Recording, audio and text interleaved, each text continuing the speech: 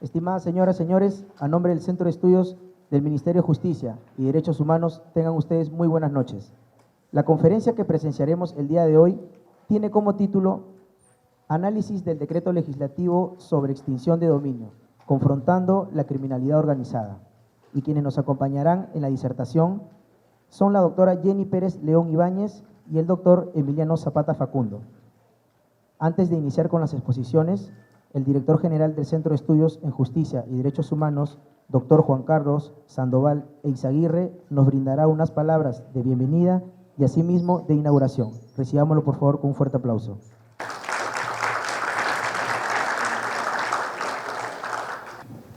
Bien, muchas gracias, buenas noches. Bienvenidos a todos a este, como se ha denominado, martes jurídico, organizado por el Centro de Estudios del Ministerio de Justicia. A nombre del señor Ministro de Justicia y Derechos Humanos, Vicente Ceballos Salinas, les damos a todos la más cordial bienvenida y saludamos también su interés, su dedicación por participar en este tipo de eventos que lo único que hacen es fortalecer el sistema de lucha contra la corrupción. Comentábamos hace un momento la importancia y también el interés que ha surgido a raíz de estos martes jurídicos, no solamente en ustedes que están acá presentes, sino también algunas universidades ya nos han solicitado participar con ellos organizando ese tipo de eventos. La importancia de este tema, ustedes ya lo conocen, van a profundizar hoy día más con las fantásticas y brillantes exposiciones de nuestros invitados, así que no me queda más que agradecerles su presencia, como les dije, a nombre del señor ministro, y desearles todo lo mejor en este fortalecimiento del conocimiento de la lucha contra la corrupción. Muchas gracias, buenas noches.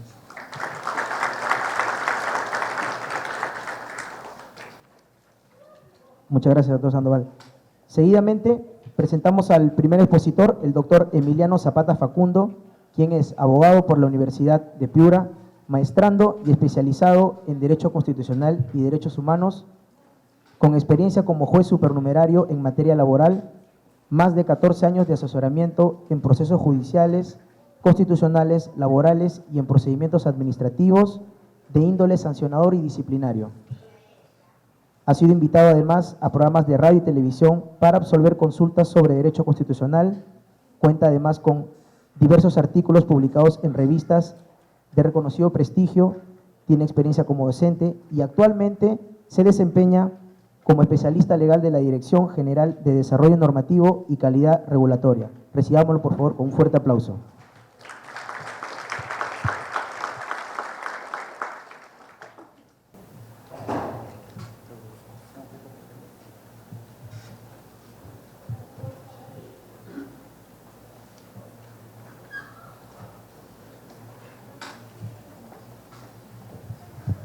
Bueno, buenas noches.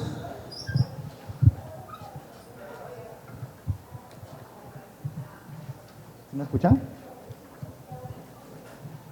Bueno. Quien les habla formó parte del grupo de trabajo que elaboró el proyecto justamente sobre extinción de dominio para que se implemente en el Perú, que es una figura. Cuando me encargaron a mí este trabajo, fue algo nuevo, innovador, que era, nunca lo había escuchado, sin embargo que ya se venía implementando en otros países, ¿no? Llámese México, Guatemala, El Salvador, Colombia, que es el paradigma en esta figura. Y claro, cuando me dijeron que era para ir más o menos enmarcándonos en el tema, que era aquella figura por la cual a los delincuentes, a los denunciados, se les priva de sus bienes sin obtener una sentencia penal. Yo dije, wow, ¿de qué estamos hablando, no? Se están vulnerando ahí principios básicos del derecho penal, presunción de inocencia, para comenzar, ¿no? Seguridad jurídica. Pero ya cuando fui analizando y profundizando más en el tema, cómo se habían tratado estos temas a nivel en otros países y las sentencias que se habían emitido sobre este tema, entonces ya comencé a comprender la finalidad y la justificación que tiene esta figura.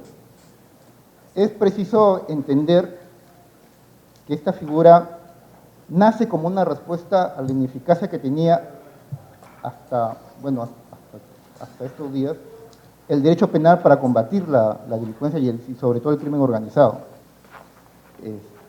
Ya no bastaba solamente poner a los delincuentes tras las rejas, porque para ellos era un mal menor, porque todavía seguían sirviéndose de los bienes que habíamos tenido de manera ilícita, ¿no?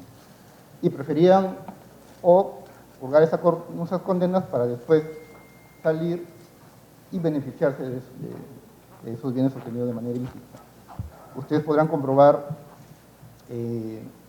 aquí, de manera inmediata, por ejemplo, que cuando se detiene algún delincuente, ya sea por crimen organizado o por corrupción, que siguen todavía beneficiando de los bienes que ellos han obtenido, siguen beneficiando de esos bienes. Ustedes habrán visto que incluso purgando condenas, gente que tiene bandas organizadas siguen dirigiendo desde la cárcel a sus secuaces, ¿no? Entonces, ya el derecho penal no era eficaz para combatir ese tipo de delitos. Entonces se necesitaba de una respuesta innovadora, sui generis, para hacer frente a ese tipo de criminalidad. Muchos países acogieron esa preocupación y Naciones Unidas también lo acogió y comenzaron a emitirse, sino a consolidar mecanismos para poder hacer frente a estos flagelos, ¿no?, de la sociedad. Entonces, tenemos como antecedentes 3 convenciones en las cuales ya se venía dilucidando, o por lo menos manifestándose una preocupación de esta ineficacia del derecho penal para enfrentar a estos flagelos, y una preocupación para dilucidar mecanismos que fueran más eficaces. Entonces tenemos, por ejemplo, un primer antecedente, la Convención de las Naciones Unidas contra el tráfico ilícito de estupefacientes y sustancias psicotrópicas, la Convención de las Naciones Unidas contra la delincuencia organizada transnacional, que son 2 convenciones en las cuales en conjunto podemos apreciar que estipulan tres cosas, ¿no? Que los Estados partes tomaran medidas legislativas necesarias para el decomiso no solo de los productos de los delitos tipificados en esas convenciones, es decir, no solamente el producto directo de esos delitos, como puede ser, por ejemplo, la droga, ¿no?, que se elabora con el tráfico ilícito de droga, sino también los instrumentos que se hayan utilizado para la elaboración de esos productos, o los que sean consecuencias, efectivamente, de esos delitos. No solo de productos de los delitos tipificados en esas convenciones, sino también los materiales, equipos y otros instrumentos utilizados o destinados a la comisión de tales delitos.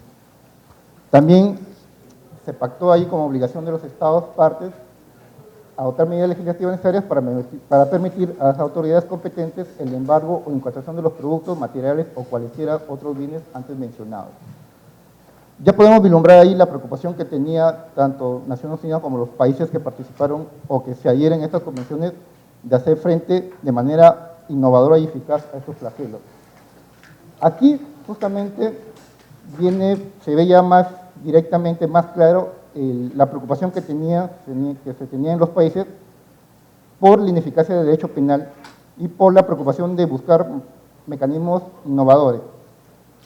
Aquí ya se menciona como una posibilidad, se dice a las partes que analicen dentro de sus ámbitos internos, la posibilidad de poder invertir la carga de la prueba para que sean los acusados los que tengan que probar en todo caso el origen lícito de los bienes que han obtenido o que tienen una destinación lícita. Tema un poco complejo, ¿no? Sabemos que acá, por lo menos en nuestro ordenamiento, lleva controversia y choca con bastantes principios que tenemos. Por ejemplo, en el Código Procesal Civil tenemos una regla básica, que es que aquel que alega un hecho tiene que probarlo, ¿no?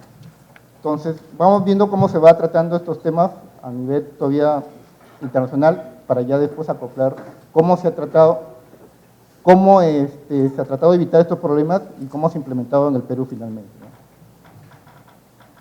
Pasamos a la Convención de Naciones Unidas contra la Corrupción de Mérida de 2003, donde prácticamente se hizo lo mismo de los anteriores. Nosotros también nos hemos acogido a la GAFI y en su recomendación 4 establece lo siguiente. Aquí ya se ve más claro cómo se va configurando la institución de la extinción de dominio.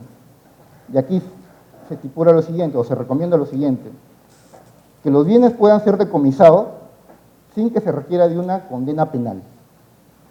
Y aquí se va dibujando, se va esclareciendo la figura de la extinción de dominio, que es básicamente, eso es lo principal que se busca con la figura de extinción de dominio, es decir, que no se requiera de un proceso penal para poder extraer los bienes que se han obtenido de manera ilícita o que tienen un destino ilícito. Porque lo que se quiere es, como ya bastantes especialistas extranjeros han dicho sobre ese tema, han dicho, no va a haber delincuencia, o sea, siempre va a haber delincuencia, si es que no se corta la fuente donde ellos deben sus beneficios económicos. ¿Y cuál es esa fuente? Justamente los bienes patrimoniales que han obtenido con sus actividades ilícitas. Eso es como antecedentes en el ámbito internacional. Ahora,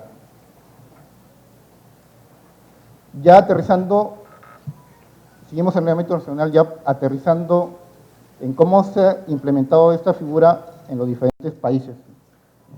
Vemos que esta figura se ha implementado con bastante éxito en México, en Colombia, Guatemala y El Salvador.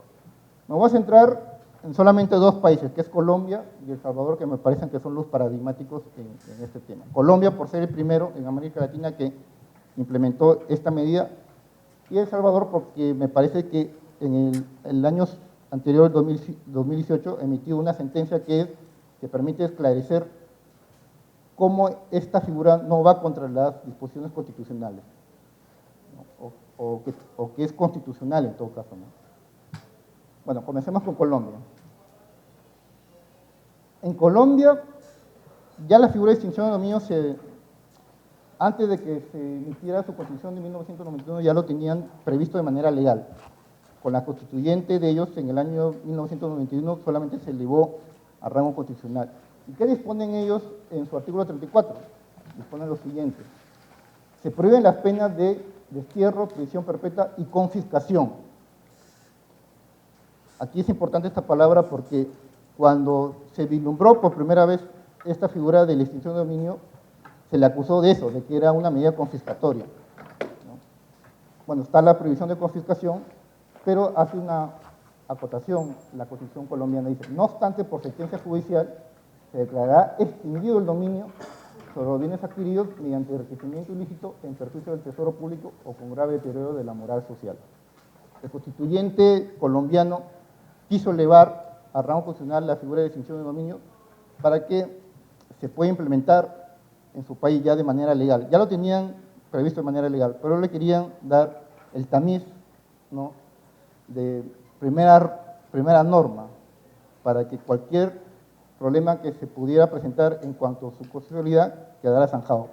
Pero igual se presentaron cuestiones constitucionales y resolvió la Corte Constitucional de Colombia en una primera sentencia del 28 de agosto de 2003, expediente C-740/03.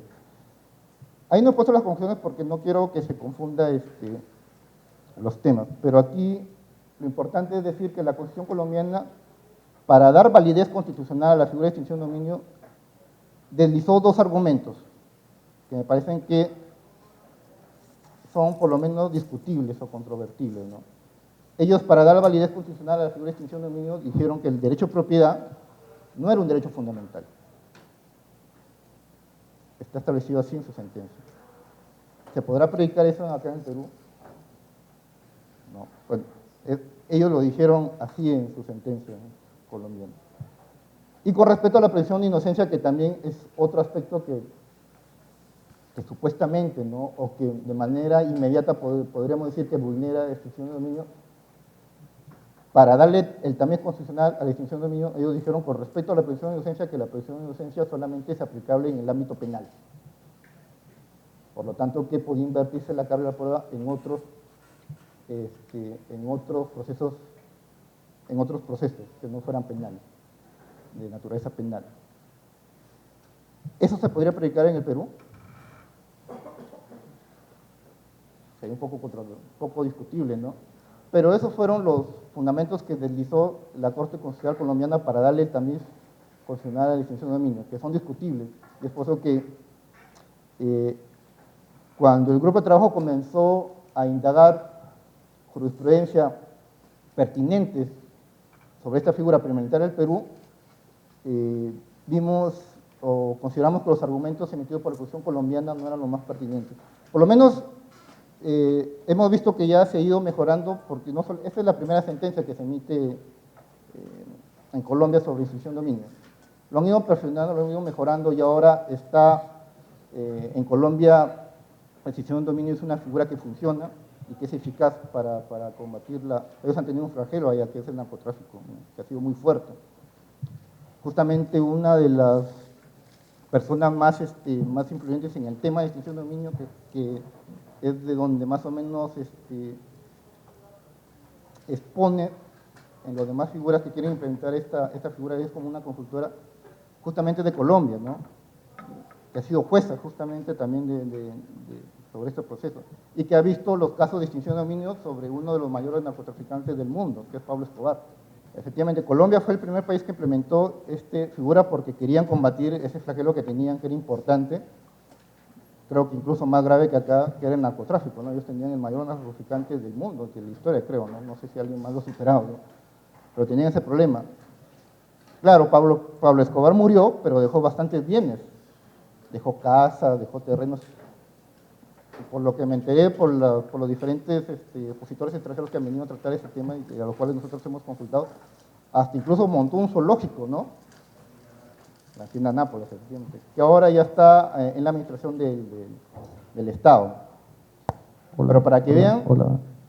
Y Colombia no pudo haber combatido de manera eficaz el narcotráfico si es que no hubiera tenido esta figura, definitivamente.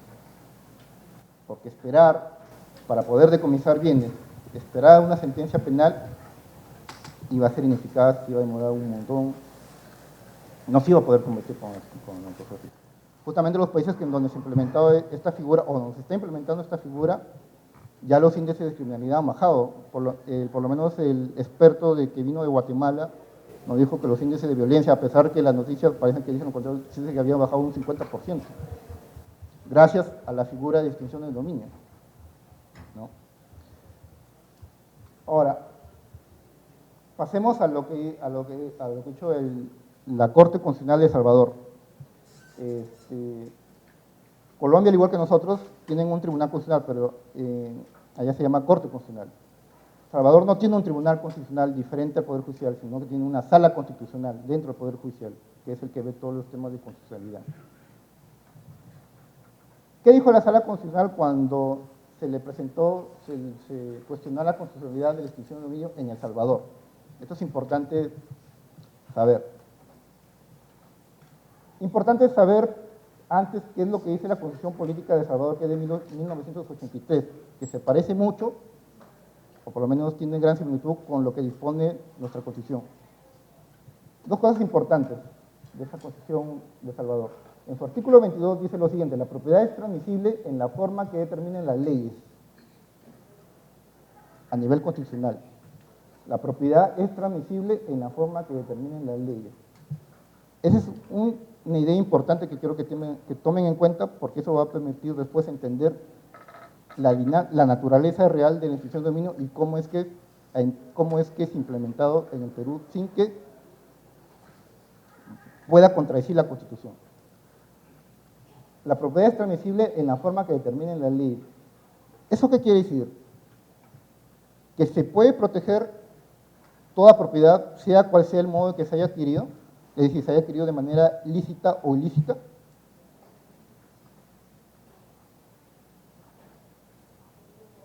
Del tenor de esta disposición podemos inferir que solamente se debe proteger, solamente tiene que ser protegida aquella propiedad que es adquirida de modo lícito.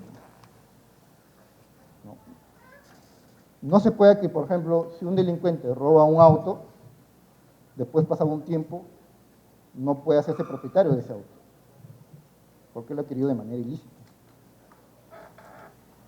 Sé que ahorita están pensando en prescripción adquisitiva, pero vamos viendo, vamos por partes. Por lo menos quiero que tengan en cuenta esa primera idea, ¿no?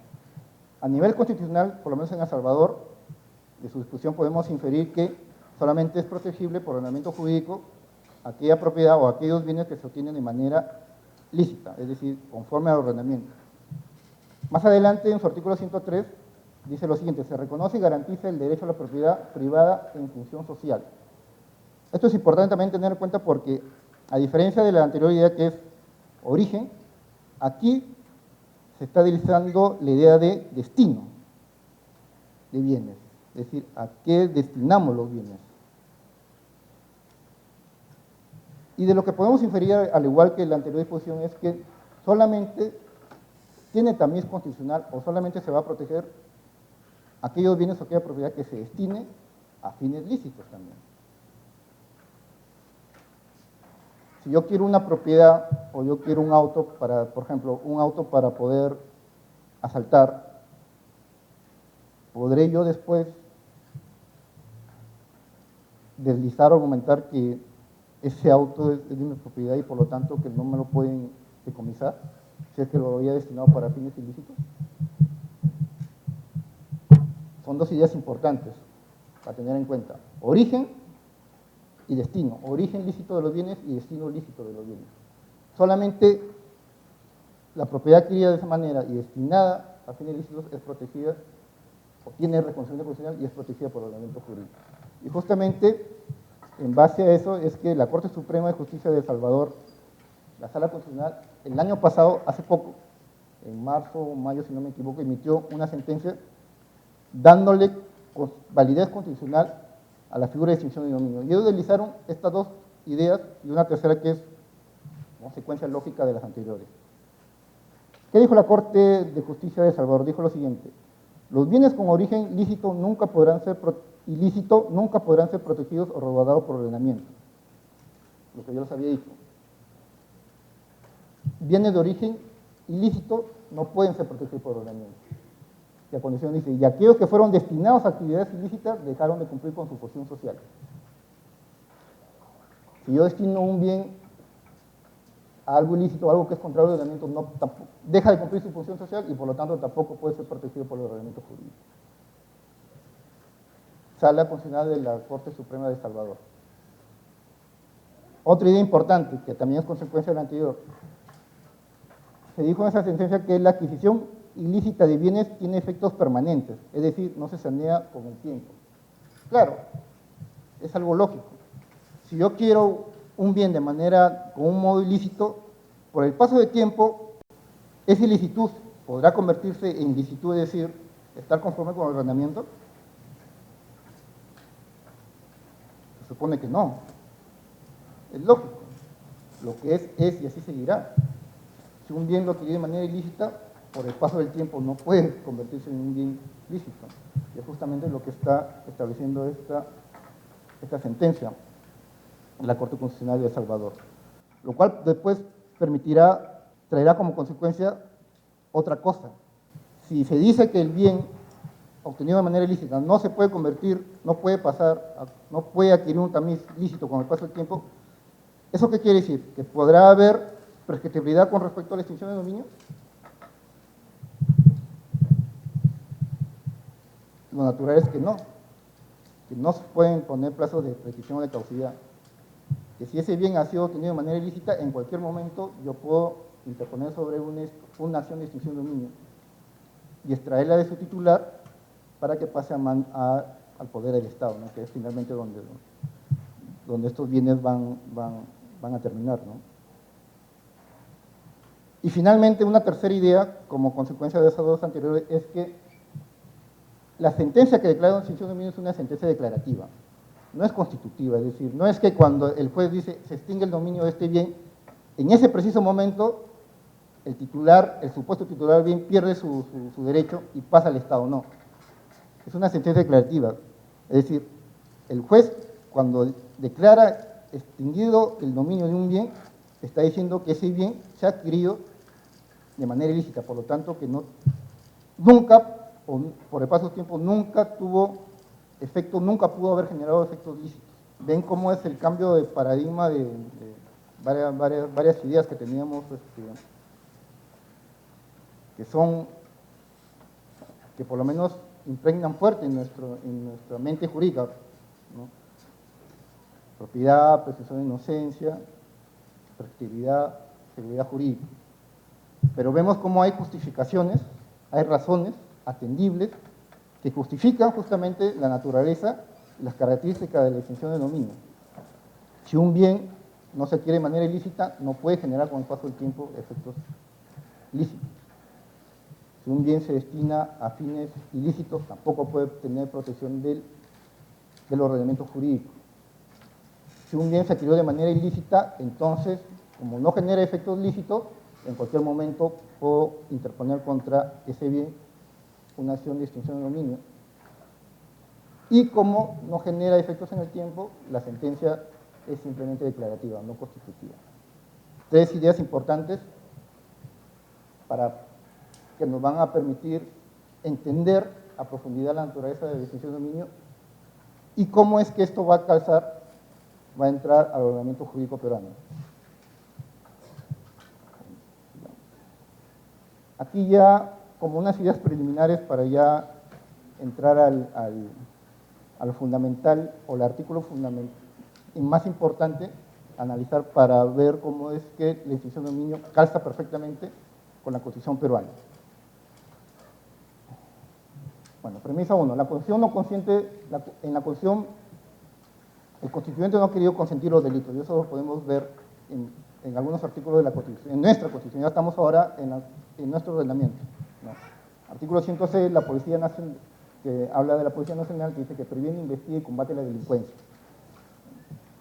Una primera muestra de lo que le estoy diciendo, ¿no? Que no se consienten los delitos. Artículo 159 del Ministerio Público, ejercita la acción penal de oficio o a petición de parte.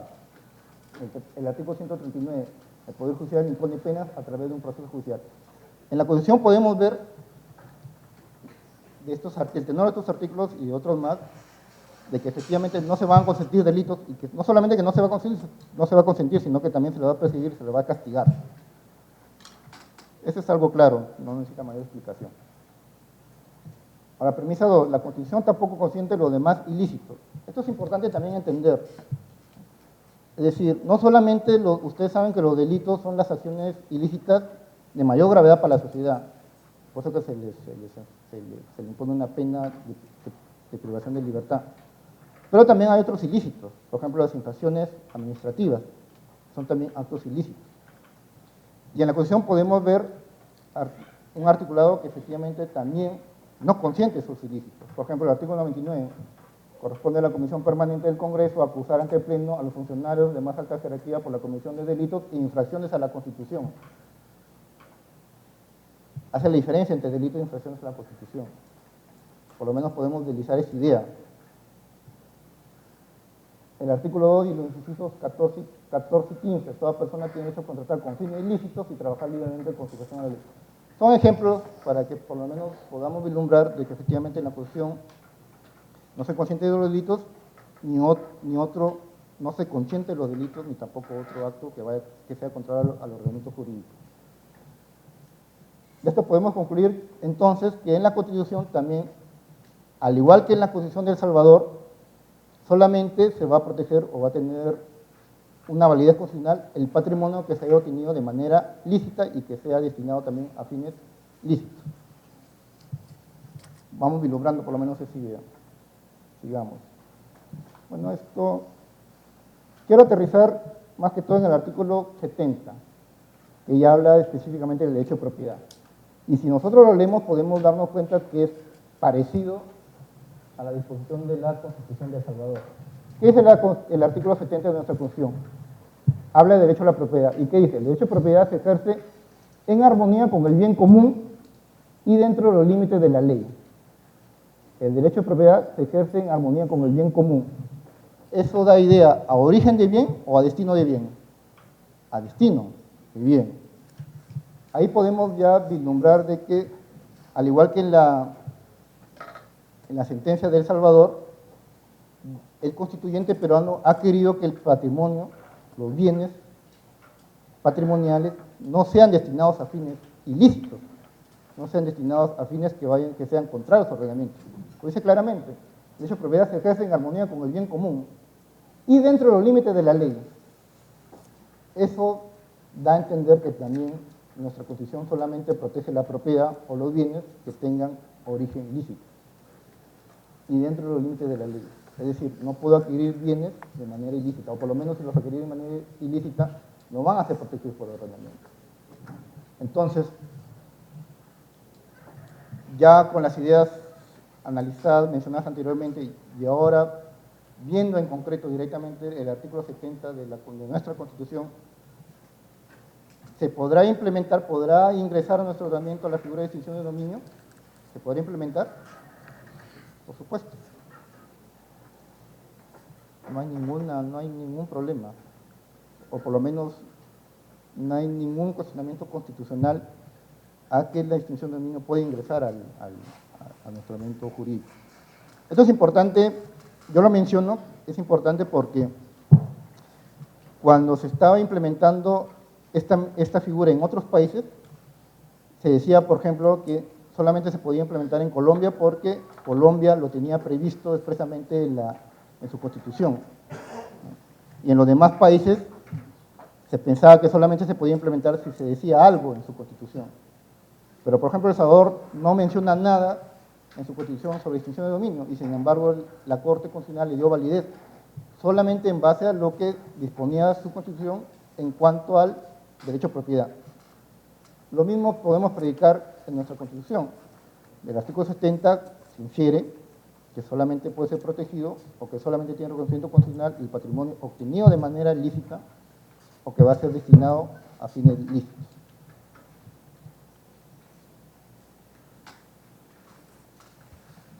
¿Hasta aquí alguna pregunta? Bueno, sigamos.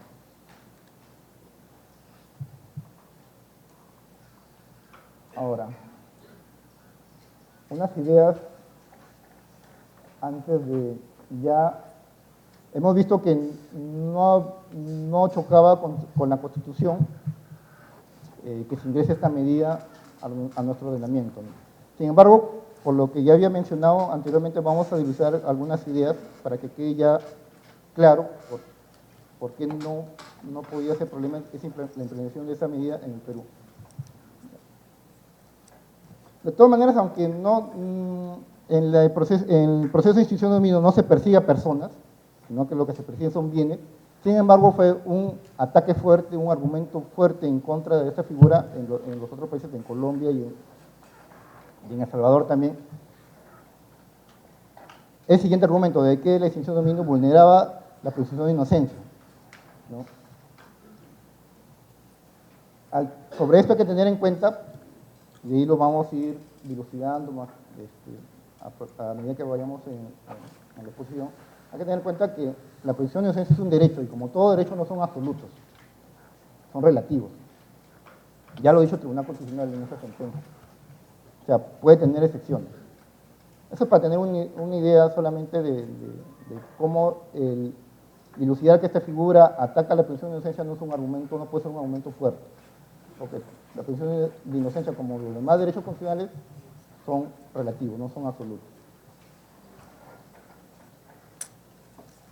La extinción de dominio no afecta a la seguridad jurídica. También fue otro argumento fuerte que se utilizó para cuestionar la constitucionalidad de la figura de extinción de dominio en los otros países ya mencionados.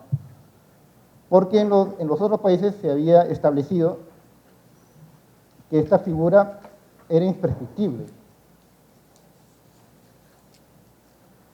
Pero ya hemos dicho que si un bien se adquiere de manera ilícita no genera efectos ilícitos en el tiempo. Por lo tanto, no es que se afecte a la seguridad jurídica, no se afecta para nada a la seguridad jurídica, porque ese bien nunca ha sido lícito. Y si no ha sido lícito, tú no puedes arguir como defensa de que me están despojando de un bien que he obtenido de manera lícita, un bien que no es lícito. No tiene sentido. Por lo tanto, no se puede afectar a la seguridad jurídica tampoco. Solamente para ir aclarando la implementación de la figura de extinción de dominio en el Perú.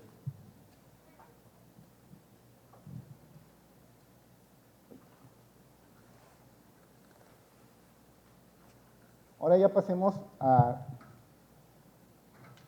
cómo se concretizó esta figura ya en un decreto, en una ley, que es el decreto legislativo 1373.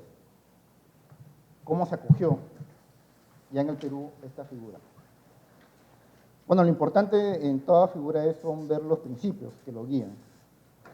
Y justamente, en concordancia con la naturaleza de esta figura y sus características principales, es que se han implementado, se han establecido en esta ley estos 4 principios que están establecidos en el decreto legislativo 1373. Nulidad. Artículo 2, inciso 1. Nulidad. ¿Qué se dice? Todos los actos que recaigan sobre bienes de origen o destino contrario al ordenamiento jurídico son nulos de pleno derecho, sin perjuicio de derechos de terceros de buena fe. Lo que se había dicho desde antes. Si un bien se adquiere de manera ilícita, contrario al ordenamiento, no puede generar efectos lícitos, ni con el paso del tiempo.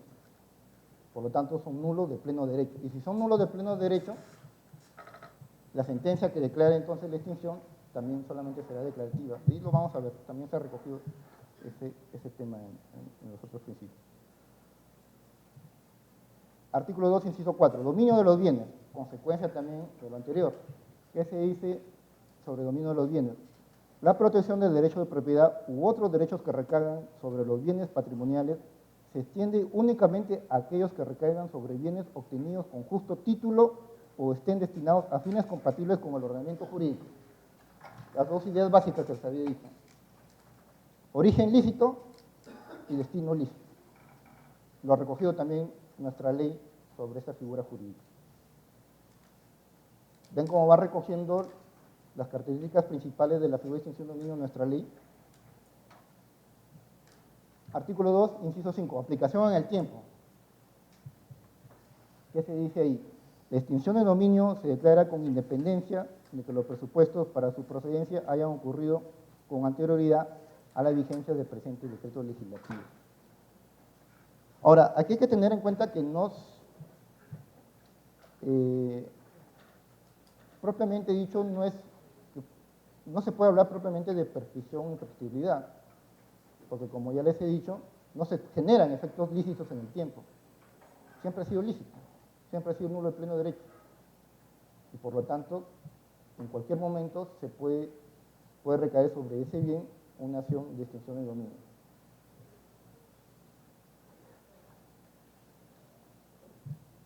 A diferencia de las anteriores previsiones que habíamos visto, ¿no? Incluso una recomendación de una convención internacional que recomendaba, ¿no? recomendaba que si en la medida de lo posible se pudiera invertir la carga de la prueba. Nuestra ley sobre extinción de dominio no ha cogido esa inversión de la carga de la prueba. Ha recogido lo que es regla general, de que quien alega un hecho tiene que probarlo. ¿Qué se ha dicho específicamente en nuestra ley de extinción de dominio? Se ha dicho lo siguiente. Carga de la prueba. Para la admisión a trámite de la demanda de extinción de dominio, corresponde al fiscal. Aquí quiero hacer una acotación. El proceso de extinción de dominio, ya lo vamos a ver, la doctora ya expondrá sobre implementación, aplicación ya en el ámbito procesal de esta figura, es que, de manera, en líneas generales, el proceso de extinción de dominio consta de 2 etapas. Indagación patrimonial y una etapa judicial. Indagación patrimonial está a cargo del fiscal, que es el que recoge las pruebas, indicios del origen o destino ilícito de los bienes. Una vez cumplida esa tarea, se le presenta una demanda al juez para que declare extinción de dominio. ¿Qué dice este principio en nuestro decreto legislativo 1373? Dice: para la emisión a trámite de la demanda de extinción de dominio, corresponde al fiscal ofrecer las pruebas o indicios concurrentes y razonables del origen o destino ilícito del bien. Admitida a trámite la demanda, corresponde al requerido demostrar el origen o destino lícito del mismo, que es la regla lógica y natural que está establecida en el Código Procesal Civil. Quien alega un hecho tiene que probarlo. No hay aquí ninguna inversión de la carga de la prueba.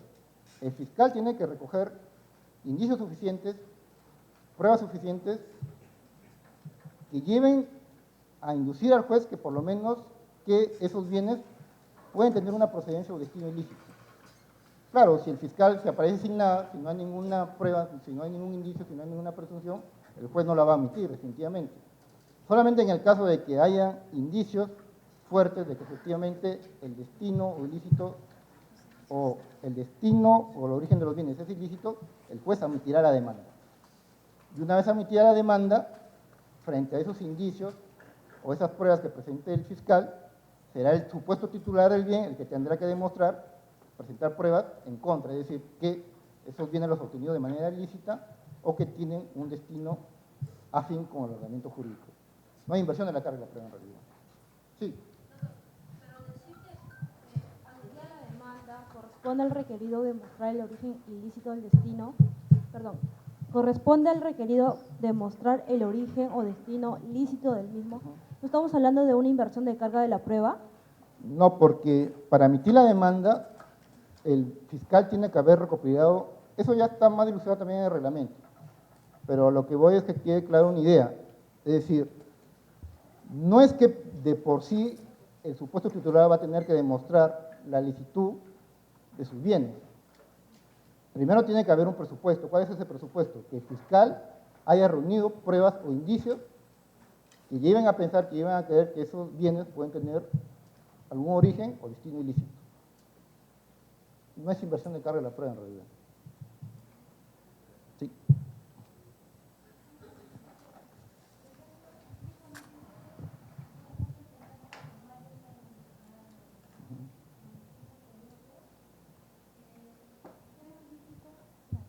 El tema ilícito solamente se refiere a lavado de activos de lo que es narcotráfico, delincuencia. No, justamente es eso también otro. Porque yo, por ejemplo, he visto en otros casos de personas, ¿no?, que han sido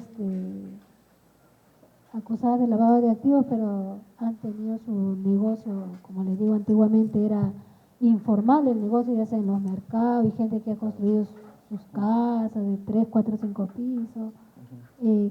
¿Qué sucede ahí? Bueno, en concreto, pero a lo que, respondiendo de repente en general a su pregunta, lo que le puedo decir lo siguiente. A diferencia del anterior decreto, de la anterior regulación sobre pérdida de dominio, que estaba circunscrito solamente a delitos,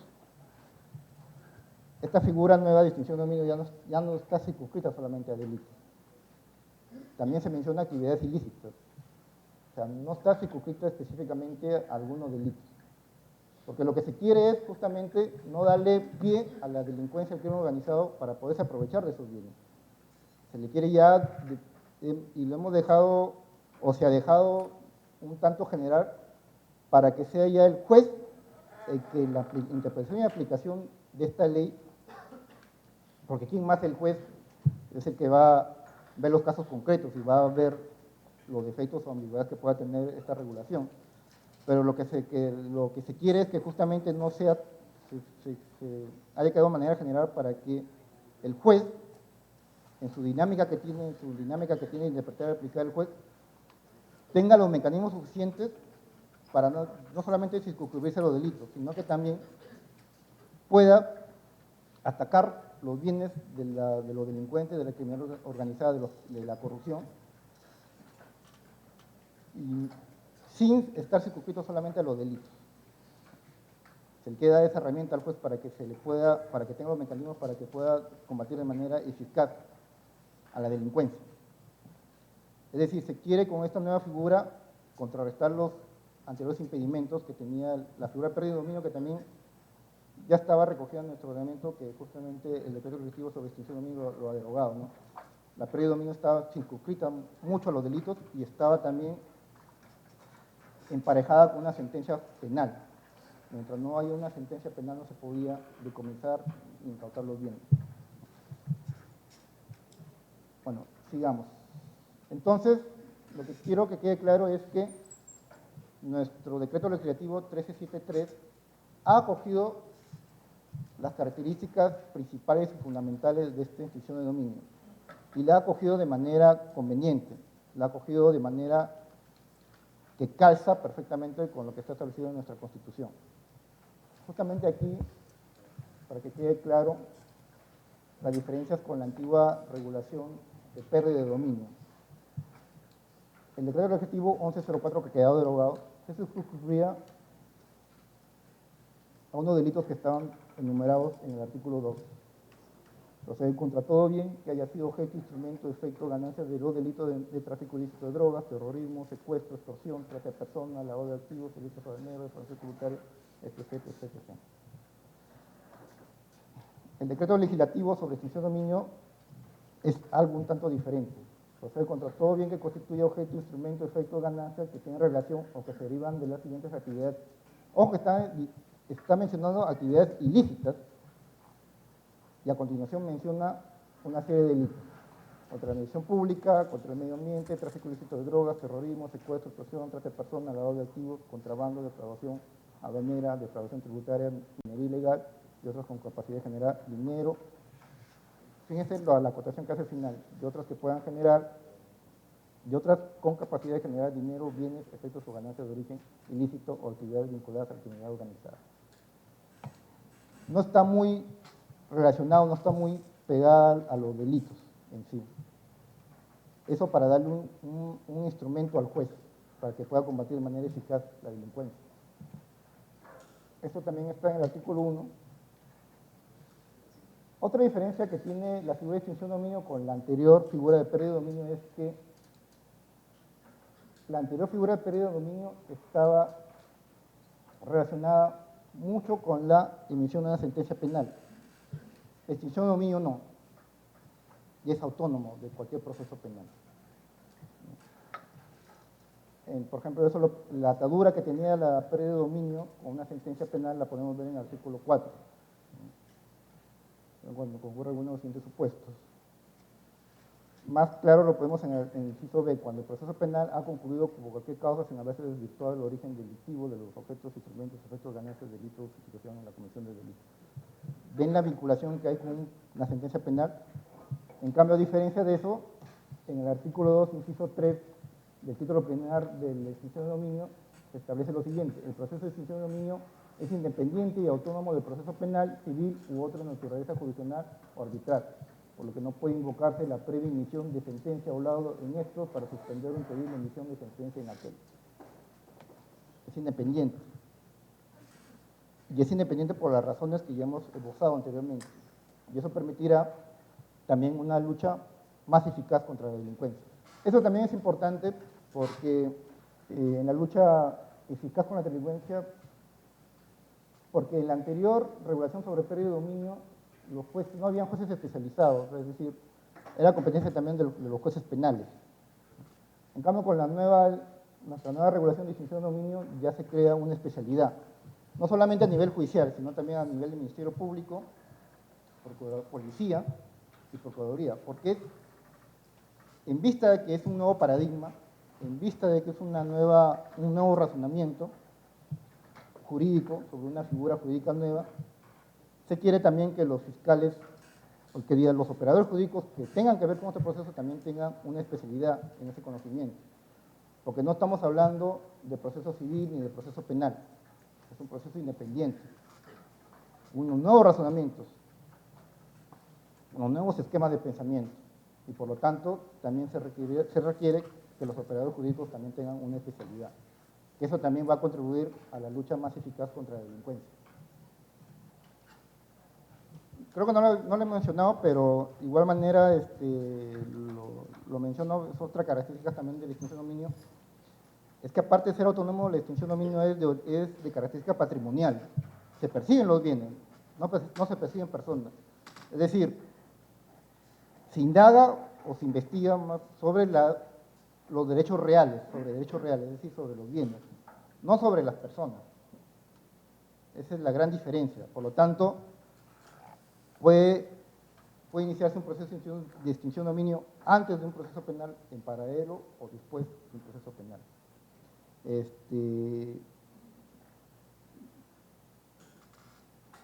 Un caso que, por ejemplo, creo que es representativo de cómo funciona esta figura y cómo es eficaz, nos los había mencionado un exponente, por ejemplo, no recuerdo si fue de Guatemala o El Salvador, sobre un caso siguiente, ¿no? Un chofer que por ejemplo, ganaba a lo que sería acá 500 soles mensuales, en 10 años, después de trabajar como chofer en 10 años, compró una casa valorizada en casi 30 millones de dólares. Se compró, ¿no? Y entonces, cuando se inició a esta persona el proceso de institución de dominio, alegaba eso, pues, ¿no? Pero ¿por qué me están quitando mi casa? Si está mi nombre. Claro, a primera vista diría, sí, pues se está cometiendo una injusticia, pero si eso le suma de que este chofer era chofer de una persona que estaba condenada por narcotráfico, ya la cosa cambia, ¿no? Si a esto le sumas que ese señor no vivía en esa casa, sino que vivía la esposa de ese narcotraficante, ya la cosa cambia, ¿no? O sea, es para que vean cómo es que el fiscal va reuniendo indicios, va reuniendo pruebas de que efectivamente el origen de ese bien definitivamente era origen ilícito, ¿no? Y el chofer, esta persona no tenía cómo demostrarlo.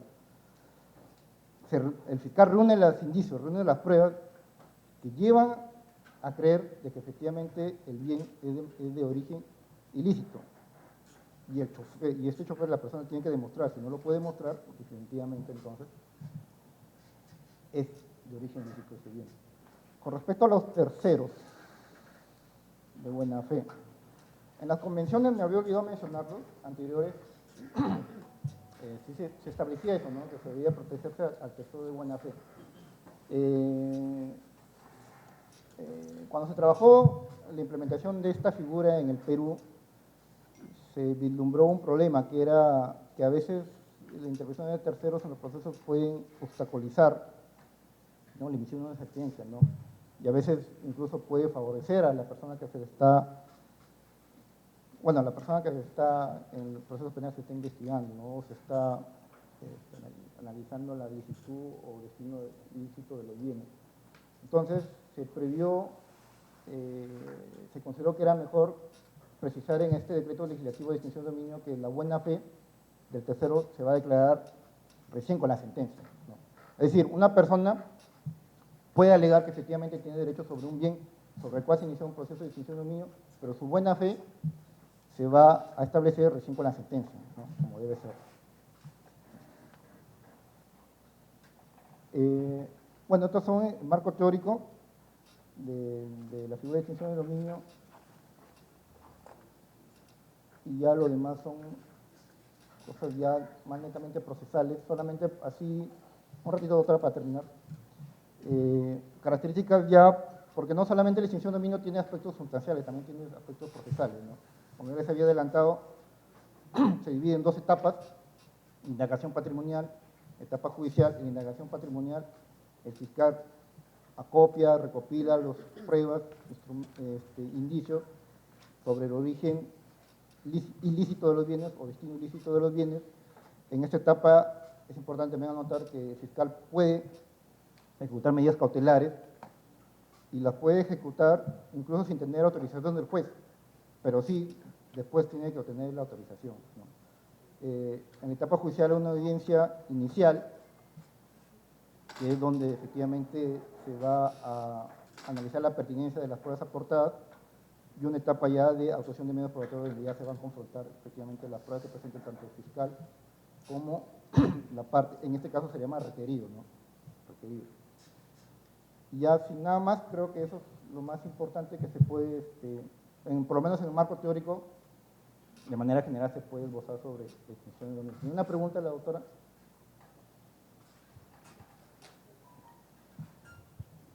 Doctor, buenas noches.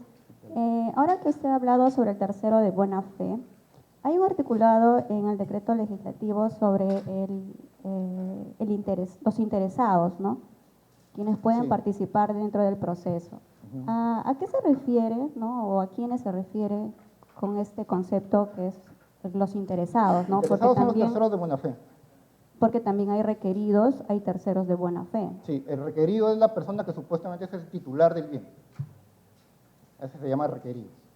Y los terceros serían El interesado. los interesados. Sí, interesado, sí. Disculpe, por ejemplo, supongamos que una propiedad con una partida X viven, están unos posesionarios, ¿no? Quienes han sido estafados y se les ha vendido esa partida X, pero en su contrato está una partida Y, pero sin embargo son posesionarios de esa partida X. Entonces, ¿ellos serían terceros de buena fe o requeridos? No, ellos serían terceros de buena fe. Terceros de buena fe, Sí. pero la partida es distinta. Sin embargo, son posesionarios de X, ¿no? La partida es distinta, me está diciendo. Así es decir, es. figura otras personas como propietarios.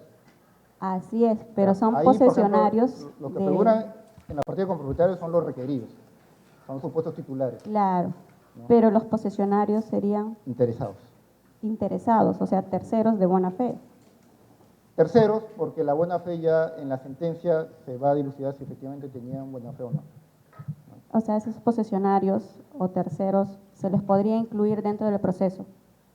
Claro, pueden intervenir en el proceso. Pueden intervenir dentro del proceso. Sí. Gracias. Sí, claro.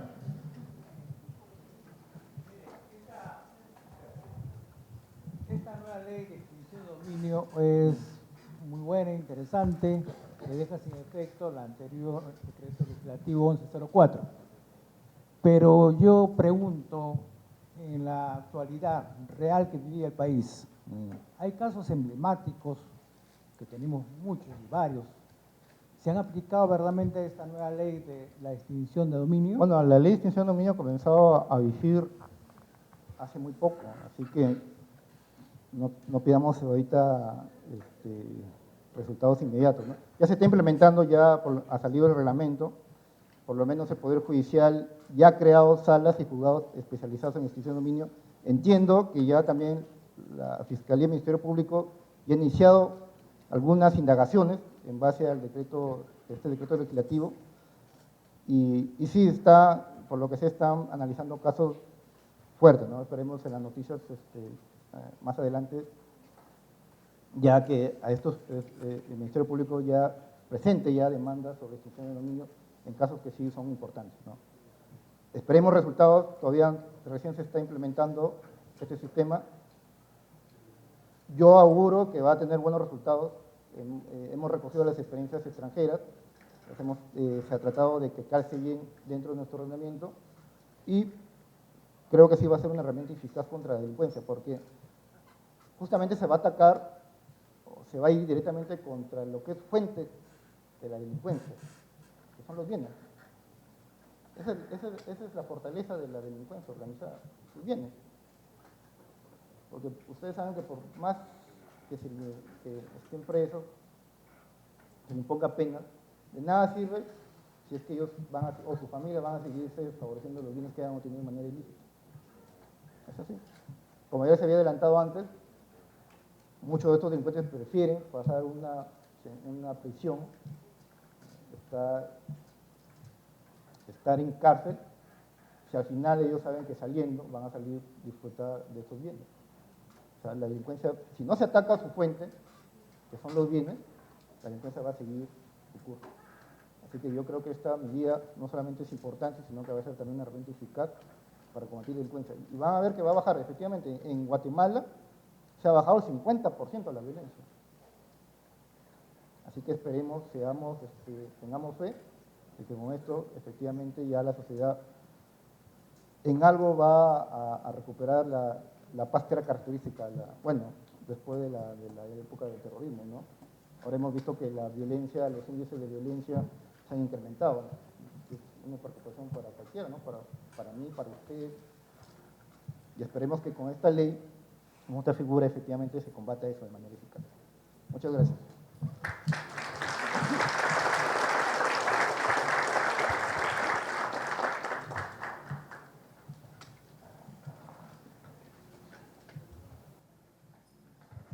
Agradecemos la participación del doctor Emiliano Zapata y damos pase enseguida a la exposición de la doctora Jenny Pérez León Ibáñez. La doctora es abogada por la Universidad Nacional Mayor de San Marcos, cuenta con un diplomado especializado en lavado de activos, incautación, decomiso, pérdida de dominio y recuperación. Asimismo, Ha cursado un curso de gestión pública, posee un diplomado especializado en gestión pública, procedimiento administrativo y proceso contencioso administrativo. Ha laborado en el Ministerio de Salud y actualmente se desempeña como especialista legal en el Programa Nacional de Bienes Incautados, PRONAVI, en la coordinación ejecutiva. Recibámoslo, por favor, con un fuerte aplauso.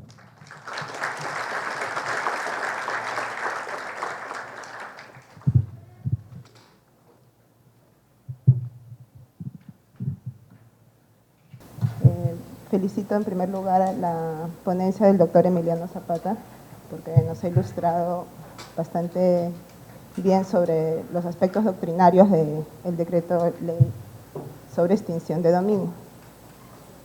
Agradezco también al Centro de Estudios del Ministerio de Justicia por haberme invitado a participar de este ciclo de conferencias. El tema que a continuación me toca tratar es un poco la implementación del plan de extinción de dominio, ¿no? La implementación del subsistema de extinción de dominio. Y quiero mencionar en principio cuál es la importancia del Programa Nacional de Bienes Incautados en la implementación de este subsistema.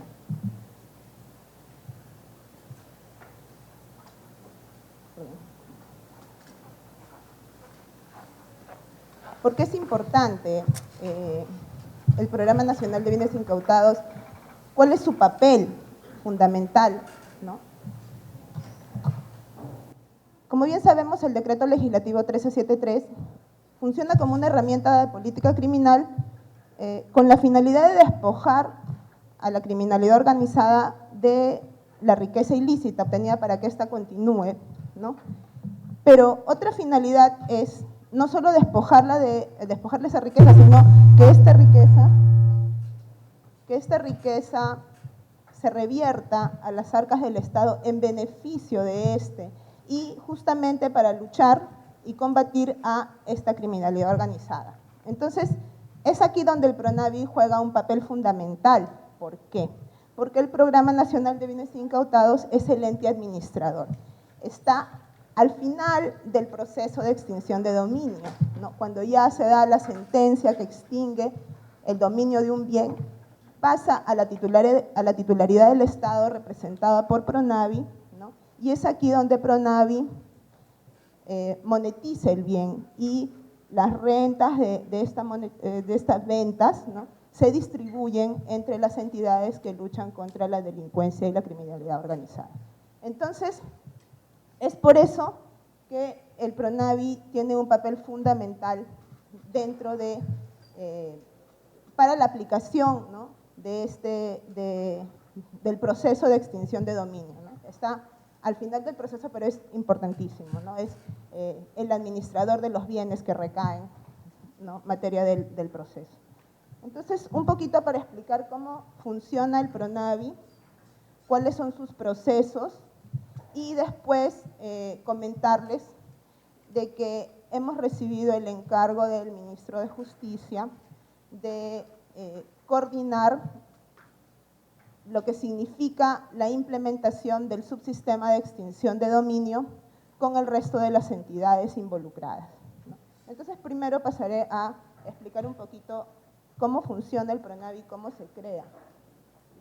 Hoy se llama Programa Nacional de Bienes Incautados, pero ya en abril del 2012 se crea la que entonces era la Comisión Nacional de Bienes Incautados, adscrita a la PCM, a la Presidencia del Consejo de Ministros, y fue creada por el Decreto Legislativo 1104, que regulaba y modificaba la legislación sobre pérdida de dominio. En agosto del 2016, mediante el Decreto Supremo 061-2016, se aprobó la función por absorción de la entonces CONAVI en el Ministerio de Justicia y Derechos Humanos. Y ya en mayo del 2017, con el Decreto Supremo número 011-2017-YUS, se crea el Programa Nacional de Bienes Incautados, PRONAVI, en el ámbito del Ministerio de Justicia y Derechos Humanos. En este Decreto Supremo se dispone de que toda la legislación que haga referencia a la CONAVI debe entenderse al PRONAVI. En consecuencia, las normas con las que se regulaban las actuaciones de la entonces CONAVI estaban recogidas en el decreto legislativo 1104 son aplicables también a el PRONAVI, ¿no? Y esto más adelante voy a explicar por qué y cómo impacta el decreto legislativo 1373 en las actuaciones de administración del Programa Nacional de Bienes Incautados. Bien, el decreto legislativo 1373 modifica el objeto del PRONAVI. Más adelante voy a explicar de qué forma. Y bueno, deroga el decreto legislativo 1104 y con ello también derogaría el marco jurídico que regula las actuaciones del PRONAVI. Pero digamos que nos da un poco de tiempo a que en tanto no dictemos normas de adecuación al decreto legislativo 1373, el 1104 mantenga su vigencia, ¿no? Entonces, estamos ahorita en la elaboración de las normas de adecuación de las actuaciones del PRONAVI para que se ajusten a el proceso de extinción de dominio. ¿Por qué? Porque el decreto legislativo 1373 modifica el objeto del Programa Nacional de Bienes Incautados, recogido en el artículo 2 del ya mencionado Decreto Supremo 011-2017-. Entonces, antes, ¿cuál era el objeto del PRONAVI? Recibir, registrar, calificar, custodiar, asignar, conservar, administrar, disponer y subastar los objetos, instrumentos, efectos y ganancias generados por la comisión de delitos en agravio del Estado. Ya hemos dicho de que el 1104 estaba ligada a la comisión de delitos, ¿no? Y como bien lo ha explicado el doctor Emiliano Zapata, para el decreto legislativo 1373 no es necesaria el proceso que esté vinculado al proceso penal, ¿no?, para iniciar la acción de extinción de dominio. En congruencia con eso, el objeto del PRONAVI también es modificado y igualmente tiene, ¿no?, como función registrar, recibir, calificar, custodiar, administrar, arrendar, disponer y subastar los objetos, instrumentos, efectos y ganancias, pero incautados y extintos en el marco del proceso de extinción de dominio, ¿ok? Entonces, al cambiar el objeto, ¿no?, también varían algunas formas que tenemos para la administración de nuestros bienes. De los bienes que pasan a la titularidad del Estado, ya sea cuando son extintos o cuando son incautados, ¿no? Es importante aquí resaltar que el Programa Nacional de Bienes Incautados no recibe recursos del Tesoro Público. Sus recursos se generan a partir de la incorporación de recursos financieros decomisados o la enajenación de los activos que se administran, ¿no?, a través de las subastas. Y luego de cubrir la operatividad del programa, ¿no?, ya sea para la administración de los bienes que tiene bajo su custodia o ya sea para todos los gastos operativos que implican, el resultante se distribuye entre las entidades que luchan contra la corrupción y la criminalidad organizada. Bueno, aquí un poquito la estructura orgánica del programa, ¿no?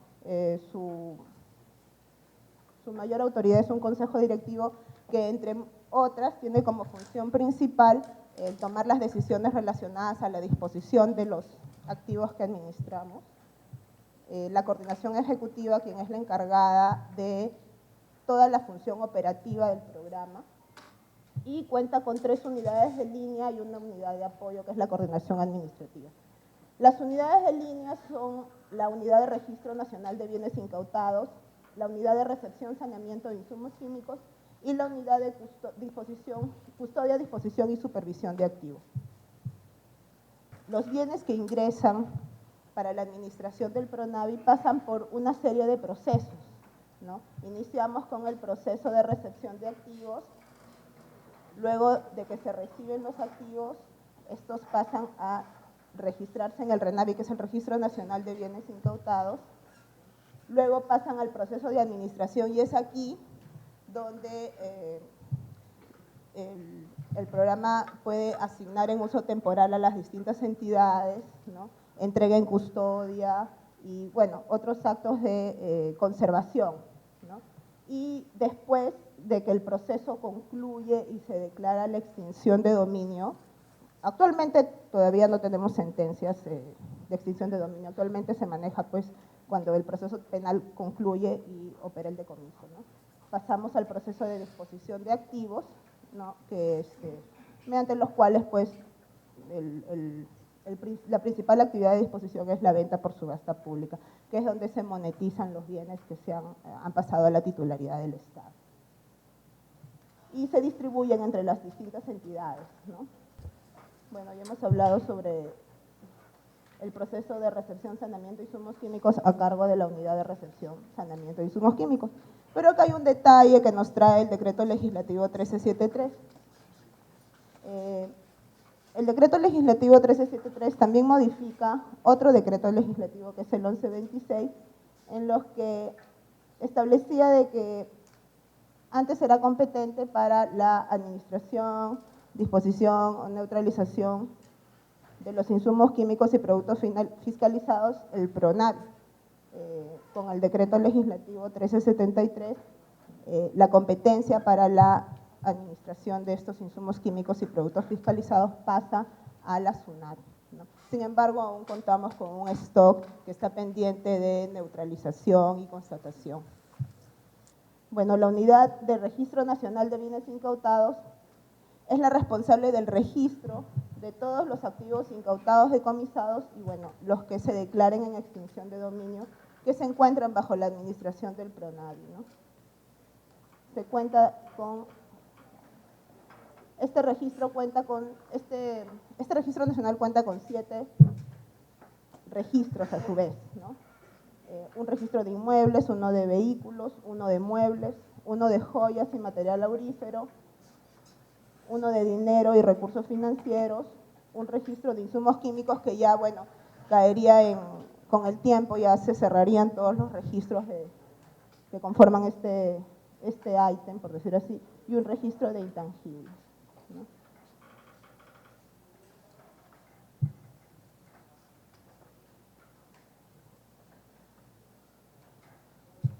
Un poco para informar las cifras. Actualmente, solamente en vehículos, de acuerdo a la data del RENAVI, tenemos 171 vehículos decomisados, valorizados en aproximadamente 5 millones de soles, y 2.741 vehículos en calidad de incautados, valorizados en 97 millones de soles aproximadamente. En relación a los inmuebles que venimos administrando, decomisados solamente hay 205 e incautados tenemos 1.736 inmuebles, ¿no? Esperamos de que con la extinción de dominio estos bienes que se encuentran actualmente en calidad de incautados pasen al proceso de extinción de dominio y puedan ser extintos para poder monetizarlos. Un poco las cifras es para que veamos cómo de lento opera hoy la figura del decomiso de bienes, justamente por la dilación de los procesos penales, ¿no?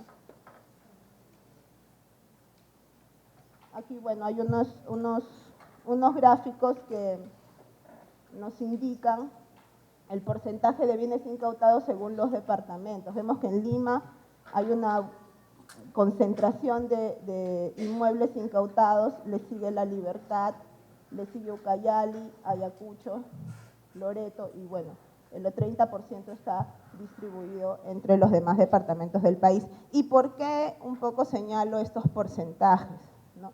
Porque más adelante voy a aterrizar en lo que es la implementación del subsistema de extinción de dominio y cómo es que también PRONAVI va a enfrentar esta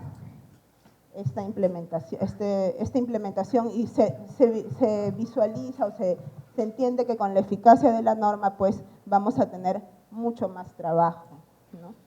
Entonces, bueno, aquí son cuadros en los que pueden apreciar, como les repito, el porcentaje de inmuebles decomisados. Siempre Lima concentra la mayor cantidad de inmuebles decomisados. Aquí el porcentaje de vehículos incautados. Lima y le sigue Ayacucho. Aquí vehículos en calidad de decomisados, ¿no? Pasamos al proceso de administración de activos, a cargo de la Unidad de Custodia, Disposición y Supervisión de Activos, que es la responsable justamente de custodiar y proponer actos de administración y disposición, así como realizar las acciones de supervisión y monitoreo de los activos incautados, decomisados o declarados en extinción de dominio. Entonces, bueno, aquí es importante definir un poquito cuáles son actualmente los actos de administración que ejecuta el Programa Nacional de Bienes Incautados en pro y beneficio de la sociedad en general, ¿no? Una vez que recibimos los bienes en materia de una medida cautelar de incautación, el PRONAVI tiene la responsabilidad de custodiarlos y administrarlos. Dentro de estos actos de administración, el principal es el de asignación en uso temporal, por medio del cual se les otorga en uso temporal a las distintas entidades que lo solicitan los bienes incautados, en tanto dure el proceso hasta que se decida el destino final del bien, ya que bien que sea decomisado o bien que sea declarado en extinción de dominio, ¿no? Para ello, las entidades tienen que presentar su solicitud, además de declarar que cuentan con el presupuesto para su mantenimiento y la finalidad para la cual van a destinar el bien, que, bueno, tiene que ser un fin institucional, ¿no? Y justamente es esta unidad la responsable de la supervisión del cumplimiento de esa finalidad, puesto que no se puede permitir de que un bien, llámese por decir un vehículo, sea asignado a una municipalidad con fines institucionales y después, por ejemplo, se verifique que el vehículo está siendo utilizado por familiares del alcalde o de las autoridades, ¿no? Entonces, por decir un ejemplo, ¿no? Es importante el cumplimiento de la finalidad y para eso también es muy importante las acciones de supervisión que ejerza el programa respecto a sus asignaciones, ¿no? El arrendamiento es otra figura de acto de administración y, bueno, las medidas de conservación y custodia que tenga que adoptar el PRONAVI para conservar el bien hasta la finalización del proceso. Después, dentro del proceso de disposición de activos, existen actos de disposición que contempla la norma. Uno es la asignación definitiva, el más popular, que es la venta por subasta pública. Por cierto, el día de hoy sé que ha sido exitosa la subasta del PRONAVI. Todavía no tengo las cifras, pero felicito a los que están presentes acá y han sido actores activos en esta subasta, porque con ella, como repito, se monetiza los bienes de la delincuencia y del crimen organizado y se distribuye a las entidades, ¿no? Y bueno, la destrucción cuando corresponda también de algunos bienes que podrían ser nocivos a la salud, ¿no? o cuyo destino sea para actividades ilícitas. Dentro de la tarea que tenemos, que es adecuar nuestras normas, ya que, como repito, el 1104 ha sido derogado, se tiene en cuenta la incorporación de otros procesos, ¿no? Uno de esos procesos es el proceso, como mencioné, de supervisión de activos. Vamos a potenciar ese proceso y un proceso de incorporación y distribución de recursos resultantes, ¿no? Porque actualmente la norma lo que indica es que establece la forma de distribución del producto de la subasta, pero no establece la forma de distribución específicamente del dinero decomisado o el dinero repatriado, ¿no? Entonces, es importante regular jurídicamente la forma en la que se va a distribuir este dinero, no solamente el producto de la subasta.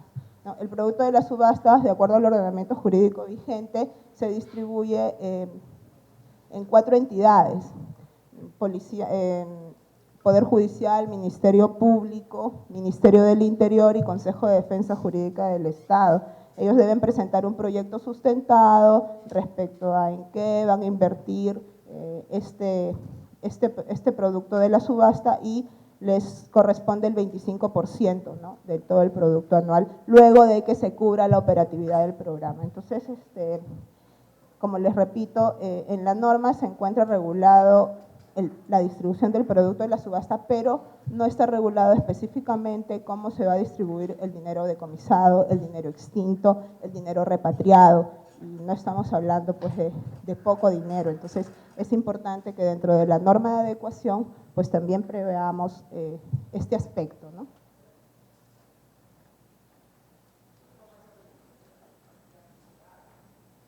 Y ahora sí, paso a hablar y a comentarles un poquito sobre cómo es que se va a implementar el subsistema de extinción de dominio. ¿Qué establece la primera disposición complementaria del Decreto Legislativo 1373? Establece la creación de juzgados especializados, fiscalías especializadas, procuradurías especializadas y dependencias policiales especializadas. Y otorga el plazo de 1 año para su implementación. Entonces estamos a una carrera contra el tiempo y efectivamente ya han habido avances al respecto que les quisiera comentar, y son los que son materia de esta ponencia. Con la entrada en vigencia del reglamento, se dispone que cada entidad competente tiene el plazo de 30 días para elaborar su plan de implementación. Y ya las entidades han elaborado efectivamente su plan de implementación. Ya sabemos de que se ha creado una fiscalía especializada en extinción de dominio con competencia en Lima, y el Poder Judicial ya ha creado 21 juzgados especializados y 3 salas especializadas. Entonces, ya hay avances en la implementación del subsistema de extinción de dominio, pero queda articular, ¿no?, las entidades, las 4 entidades involucradas, así como el Programa Nacional de Bienes Incautados, que, como les repito, es la colita del proceso, pero es la más importante desde mi concepto, y no porque yo trabaje ahí, sino porque depende del programa la distribución de esta riqueza de la que se despoja la criminalidad organizada, ¿no? Entonces, también hemos elaborado un plan de implementación, y es lo que también les vamos a comentar. Pero además,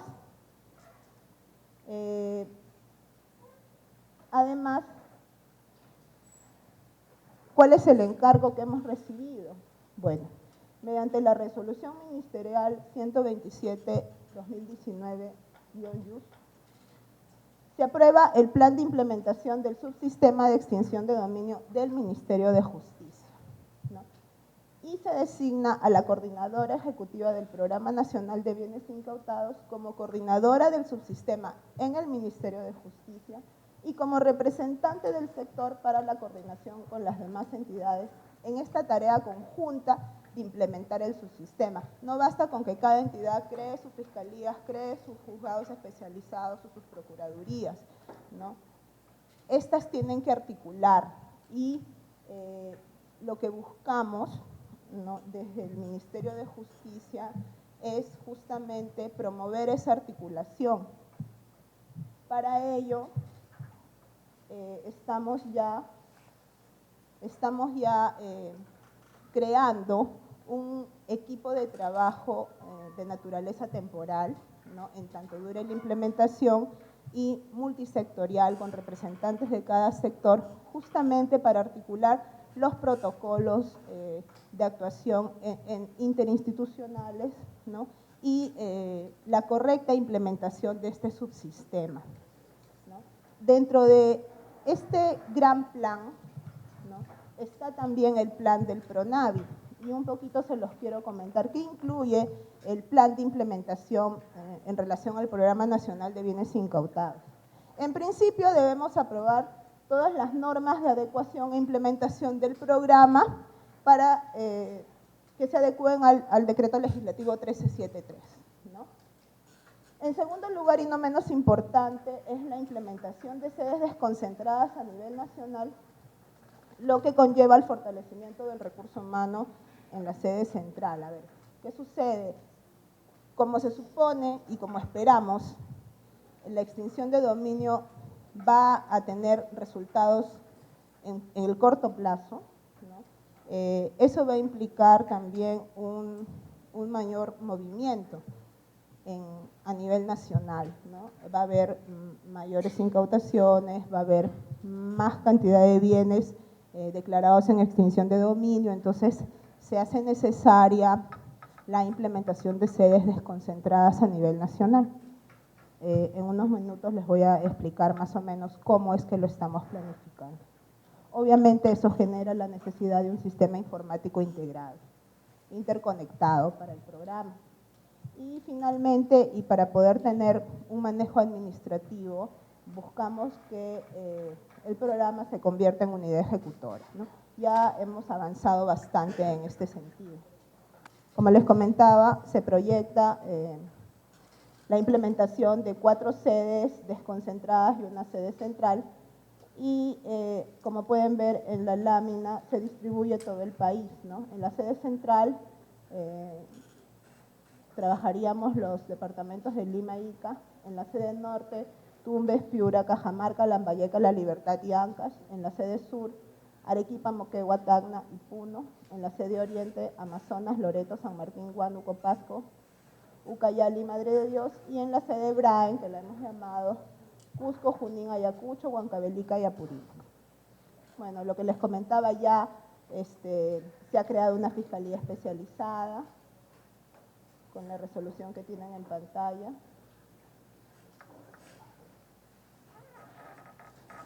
Ya el Poder Judicial también se ha puesto las pilas en la creación de su propio subsistema, ¿no? Este subsistema lo ha dejado a cargo de la Presidencia del Poder Judicial, y como les repito, bueno, el Poder Judicial tiene la potestad de nombrar un coordinador del subsistema en la persona del juez superior, 3 salas de apelaciones especializadas y 21 juzgados.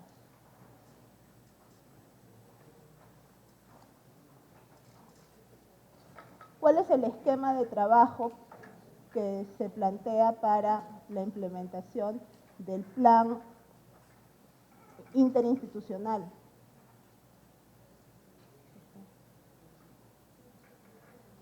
Bueno, se plantean, inicialmente hay un esquema, ¿no?, inicial, pero ya contamos con el apoyo de un consultor. La Embajada Americana nos está financiando este consultor, y él es el que nos va a apoyar en la elaboración de un plan más completo, ¿no? Pero inicialmente se ha previsto este esquema de trabajo separado en 3 ejes que vamos a afrontar. Uno es sobre la adecuación organizacional, porque ya que se van a crear instancias especializadas, bueno, cada entidad va a tener que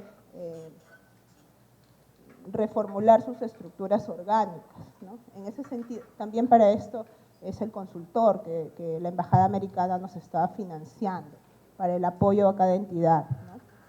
Otro punto no menos importante es el eje de la capacitación, porque si los operadores del proceso no están capacitados, entonces podría fracasar el sistema. No solamente debemos conocer la norma y conocer el tema de extinción de dominio, sino también creérnoslos, ¿no? Entonces eso es fundamental. Y también tenemos el apoyo de la Embajada Americana para efectos de la capacitación. Y aquí un punto muy importante que se nos ha pedido, ¿no?, es que las entidades remitan a los articuladores, que en este caso se centra en el Programa Nacional de Bienes Incautados, la relación de personas en las que recaería la capacitación, pero que también tengan la precaución de que estas personas sean las que van a trabajar en extinción de dominio. La embajada no quiere invertir, ¿no?, en capacitar al personal que finalmente no va a ser los que operen dentro del proceso de extinción de dominio. Entonces, eso es un punto importante que debemos advertir a los titulares de las 4 entidades involucradas en este proceso para efectos de la selección del personal que va a ser beneficiado con esta capacitación, ¿no?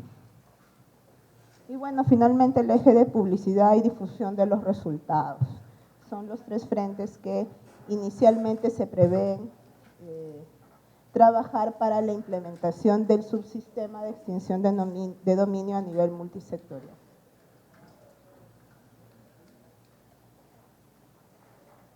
Bueno, dentro de lo que es la adecuación organizacional, tenemos algunas etapas, ¿no? Primero es la recopilación y sistematización de la información, la definición de rutas y protocolos, ¿no? Hay que definir entre las entidades cuáles son los protocolos que va a haber para las distintas etapas, durante las distintas etapas del proceso, y bueno, desarrollar instrumentos que permitan materializar, ¿no?, estas actuaciones.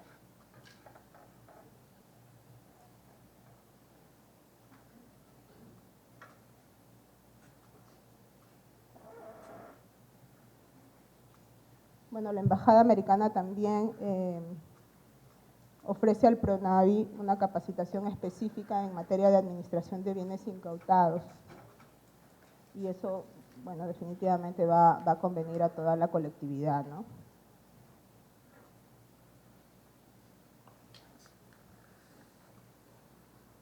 Un poco la estrategia de publicidad y difusión, que es la etapa final.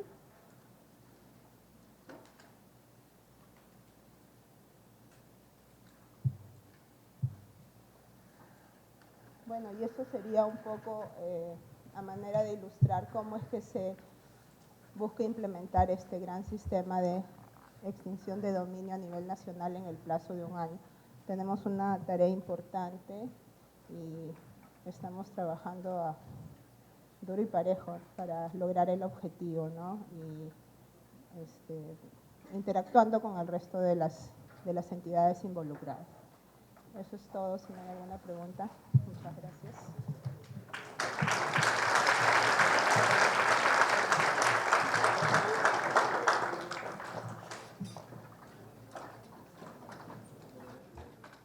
Bueno, ya para culminar, agradecemos nuevamente, doctores, por su presencia, a ustedes también por la presencia.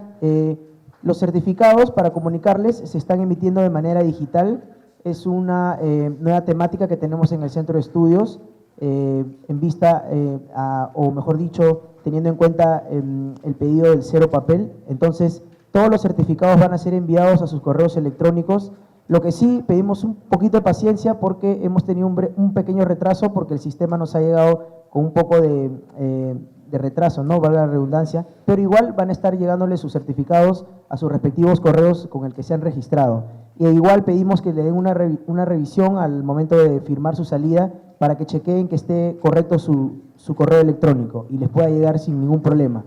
Gracias a todos nuevamente y hasta otra oportunidad.